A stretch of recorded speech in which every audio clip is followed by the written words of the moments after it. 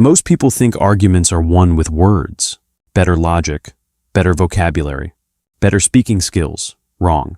The best lawyers often win the argument before they even open their mouth, before the first objection, before the first question, before the first sentence. In fact, by the time the trial starts, the outcome is often already decided. And if you understand the system great lawyers use, you'll never look at debates, negotiations, or disagreements the same way again, because what they know is terrifyingly simple. Arguments aren't won with talking. They're won with psychology, structure, and positioning. I'm going to show you exactly how they do it. 4 mechanisms, the same ones used in courtrooms, negotiations, boardrooms, and political debates. By the end of this, you'll start noticing arguments being decided before anyone speaks. Let's start with the first advantage. Chapter 1. The Framing Trap. Most people think arguments are about evidence. Wrong. Arguments are about frames. A frame is the lens through which people interpret information. And once a frame is set, everything that follows gets interpreted through it. Psychologist Daniel Kahneman demonstrated this with a famous experiment. 2 groups were given the same medical statistics. Group 1 heard, "This treatment has a 90% survival rate." Group 2 heard, "This treatment has a 10% death rate." Same numbers, completely different decisions. One frame signals safety, the other signals danger. Great lawyers understand this better than anyone. They don't start with evidence. They start with the story, because once the story is accepted, the evidence becomes inevitable. Average people argue like this. Here are my facts. Here is my logic. Here is why I'm right. Good lawyers argue differently. They build a narrative first. Example, instead of saying, "My client didn't steal the money," they frame the story. "My client is a small business owner who trusted the wrong partner." Now every piece of evidence gets filtered through that narrative. Confusing bank transfers? That's betrayal. Missing money? That's manipulation. Suspicious behavior? That's fear. The story controls interpretation. Research in cognitive psychology calls this schema activation. Your brain doesn't analyze raw facts. It matches new information to existing stories. So whoever controls the story controls the argument. But here's the problem. Even if you control the story, people still resist. Humans hate changing their minds, which leads to the second advantage. Chapter 2. The Burden Shift. Most people think arguments require proving you're right. Wrong. Great lawyers know the secret is forcing the other side to prove they're right. This is called shifting the burden of proof. And it changes everything. Here's the trick. The person defending loses. The person questioning wins. Why? Because the brain processes doubt faster than certainty. Psychologist Daniel Gilbert found something interesting. Your brain automatically believes information first, then it verifies it later. Belief is automatic. Skepticism requires work. So, when great lawyers ask questions, they're not looking for answers. They're planting doubt. Example, instead of saying, "This witness is lying," they ask, "Is it possible the witness misremembered?" Tiny question, massive effect. Now the jury's brain starts searching for inconsistencies. And once doubt enters the room, it spreads. This is called the availability heuristic. When your brain notices one problem, it assumes there are more. One crack in the wall makes you question the entire structure. Great lawyers exploit this relentlessly. They rarely attack directly. They ask questions. Questions trigger curiosity. Curiosity triggers doubt. Doubt weakens confidence. Confidence is what arguments run on. Destroy confidence, and the argument collapses. But here's the thing, though. Even if you frame the narrative, even if you shift the burden of proof, you still have another problem.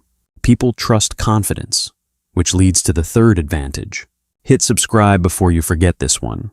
We fix cognitive blind spots here. Chapter 3. The Authority Illusion. Most people think authority comes from credentials. Wrong. Authority comes from behavioral signals.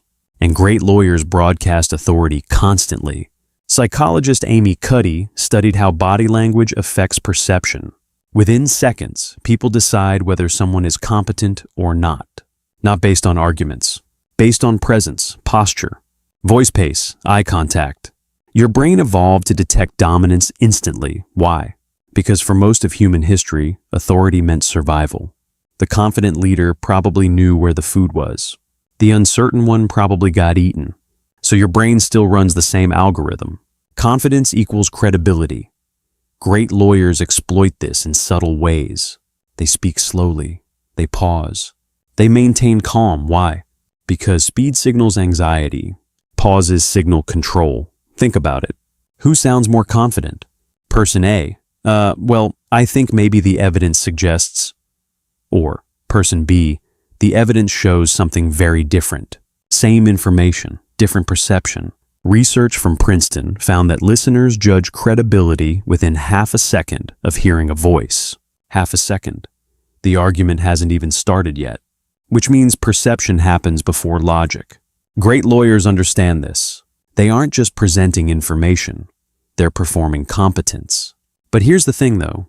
Authority alone isn't enough. You can sound confident and still lose. Because the strongest weapon lawyers use isn't speaking, it's preparation, which brings us to the final advantage. Chapter 4. The preparation weapon. Most people prepare arguments by collecting facts. Wrong. Great lawyers prepare by predicting the opponent. There's a concept in chess called thinking 2 moves ahead. Lawyers think 20. Before trial begins, elite litigators simulate the entire argument. What will the other lawyer say? What evidence will they use? What emotional appeals will they make? Psychologists call this mental simulation. Gary Klein studied decision-making in experts like firefighters and military commanders. Experts don't analyze every option. They simulate outcomes in their head. They mentally run scenarios until one strategy works. Great lawyers do exactly this. They rehearse the opponent's argument better than the opponent does, which creates a devastating advantage. When the other side speaks, the lawyer already knows what's coming. Imagine playing chess where you already know the opponent's moves. That's what great legal preparation feels like. But it goes deeper. Elite lawyers prepare something called pre-buttals, not rebuttals. Pre-buttals. Instead of waiting for the attack, they address it before it appears. Example. If the prosecution tells you this contract looks suspicious, remember it was signed during a chaotic merger. Now when the accusation arrives, it feels predictable, weak, already answered. The brain interprets predictable attacks as less credible. This is called inoculation theory in psychology. Expose people to a weak version of an argument first, and they become resistant to the stronger version later. Exactly like a vaccine. Great lawyers vaccinate the jury against the opponent's argument before it even appears, which means when the opponent finally speaks, they're already losing. But here's the problem though. You now understand framing, burden shifting, authority signals, and strategic preparation. But most people still lose arguments for one simple reason. They talk too much. And that's exactly what destroys persuasion. Because the most powerful move in an argument isn't speaking, it's silence. That's why I made another video breaking down why the smartest negotiators talk the least and win the most. Once you understand that technique, arguments start feeling almost unfair. Watch that next.